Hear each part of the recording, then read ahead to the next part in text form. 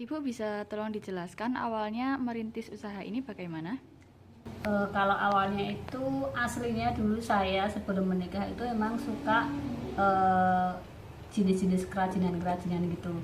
Intinya dari merecycle, misalnya ada celana jeans yang sudah nggak kepake, bisa kita rekayasa untuk menjadi sebuah tas atau sebuah dompet kayak gitu. Terus berlanjut ke iseng ikut kursus jahit ya, kemudian ke perpustakaan. Zaman dulu belum ada apa sih foto, ya ada fotokopi warna tapi kan mahal, jadi dulu bisanya cuma pinjem di perpustakaan, kemudian kita catat-catat gitu.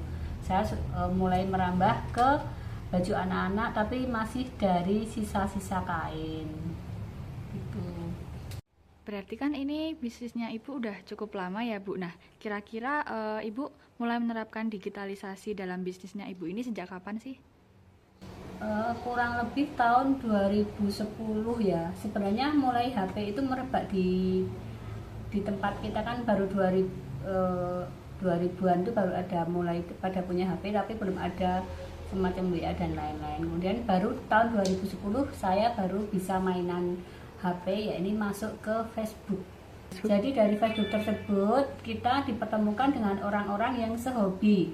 Jadi misalnya saya di Kulon Progo, teman saya ada yang dari Sleman, ada yang dari Bantul, Gunung Kidul gitu, saling saling nge-add pertemanan. Kemudian kita gabungan menjadi bikin komunitas.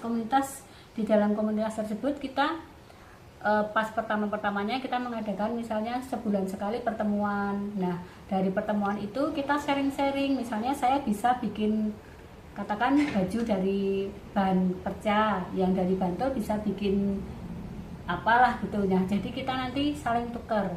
Nah, dari situ kita punya banyak makin tambah keterampilan, merambah bukan hanya baju dari perca tapi berikut ke home decor, misalnya spray, kemudian gorden, kemudian boneka-boneka dari perca dan lain-lain. Kalau dulu kan berarti cuman baru pakai Facebook ya Bu. Nah, mungkin untuk sekarang apakah ada bentuk digitalisasi lain yang sudah Ibu gunakan? Mungkin seperti e-commerce, media sosial yang lain, atau mungkin juga sudah pakai pembayaran digital? Alhamdulillah kalau sekarang sudah merambah ke WA, kemudian Instagram sama TikTok. WA biasanya saya bikin story WA. Jadi nanti pada komen-komen pesan apa seperti itu.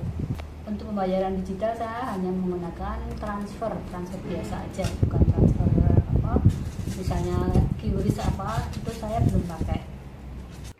Nah, menurut Ibu dengan adanya digitalisasi ini apakah dapat membantu meningkatkan penjualan ataupun memperluas jangkauan pasar?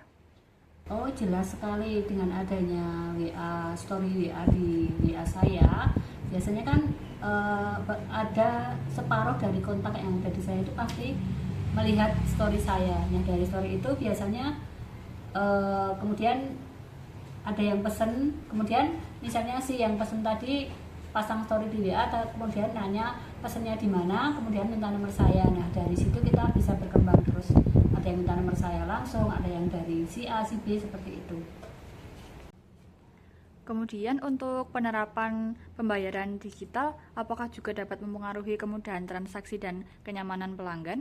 Sangat berpengaruh, karena kita tidak harus bertemu langsung dengan si pelanggan tersebut, kita masih bisa melakukan jual beli. Jadi saya bikin produknya, kemudian sekarang dipermudah dengan Gojek online dan lain-lain. Jadi saya tinggal panggil Gojek, kemudian yang pesen tinggal transfer ke saya, sudah beres. Nah kemudian lagi bahkan ada yang dari luar negeri, TKW itu beberapa, ada yang pesen buat saudaranya yang di sini. Jadi misalnya ada yang di daerah Jogja gitu atau di daerah mana gitu, dia dapat nomor WA saya dari Facebook tadi. Nah jadi antara Facebook sama WA sama-sama menguntungkan.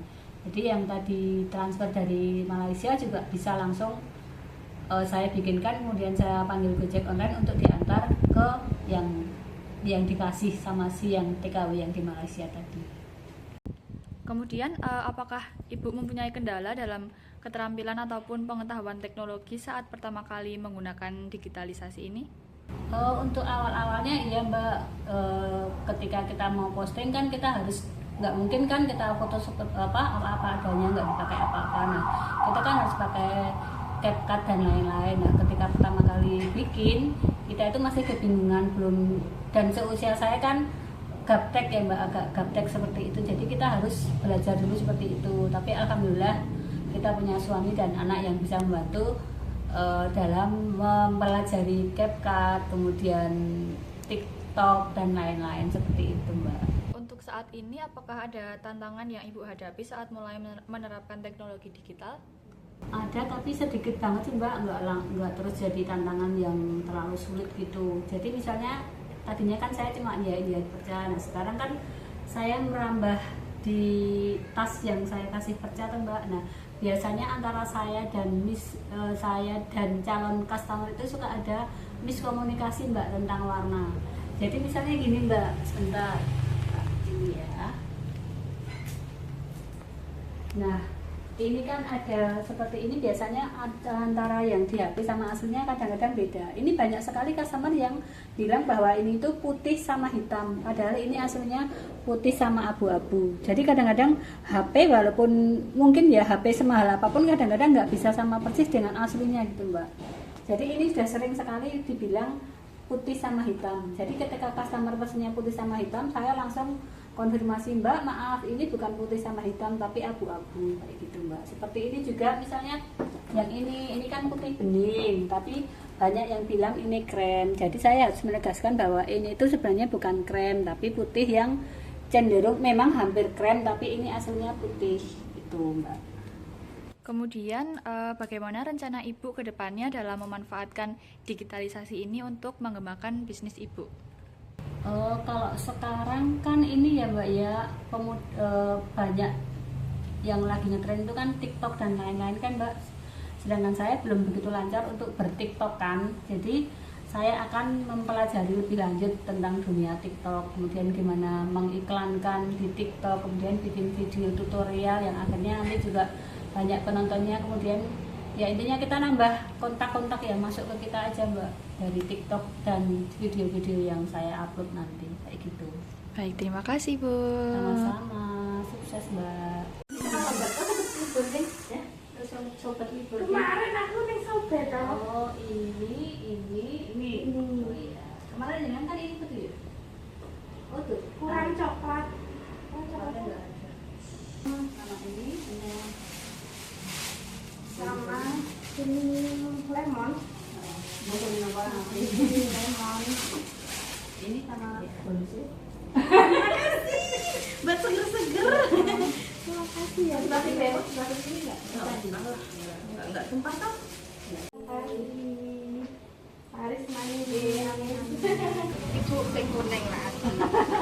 Yang kuning pendek. Oh, sing kuning pendek kan aku lagi cek anu.